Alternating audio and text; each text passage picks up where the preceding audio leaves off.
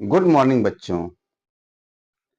आज हम आपको बोर्ड परीक्षा की तैयारी करा रहे हैं और एक आपको मोटिवेशन गीत है कि दिन में सोना, कि दिन में सोना रात में सोना, दिन में सोना रात में सोना, खा पी करके फिर सोना सोना।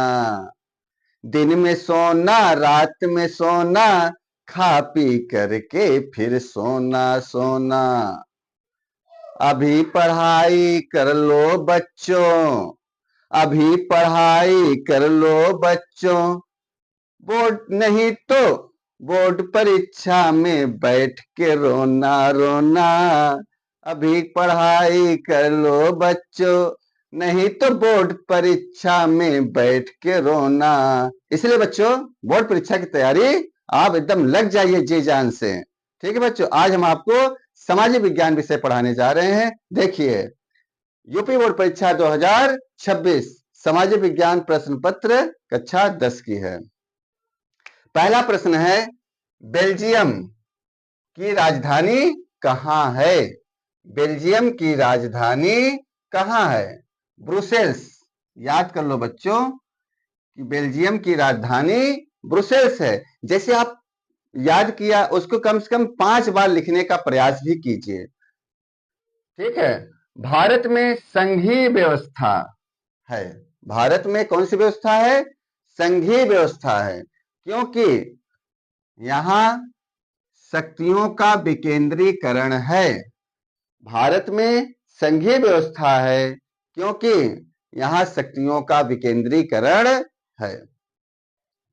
संविधान की 8वीं अनुसूची में ध्यान दीजिएगा, संविधान की 8वीं अनुसूची में कितनी भाषाओं की मान्यता दी गई है? 22 भाषाओं की मान्यता दी गई है। याद कर लीजिए कि संविधान की 8वीं अनुसूची में 22 भाषाओं की मान्यता दी गई है। अगला प्रश्न है, सर्वप्रथम नारीवाद आंदोलन, सर्वप्रथम नारीवाद आंदोलन की शुरुआत किस देश में हुई थी?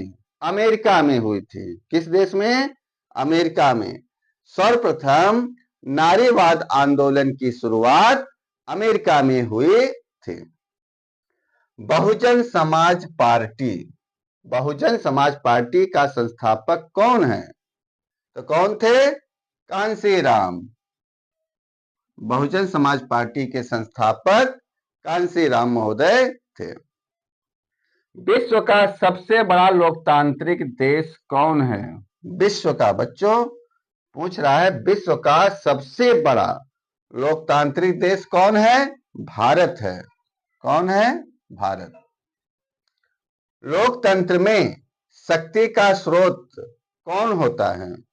तो लोकतंत्र में शक्ति का स्रोत जनता होती है। कौन होती है? जनता।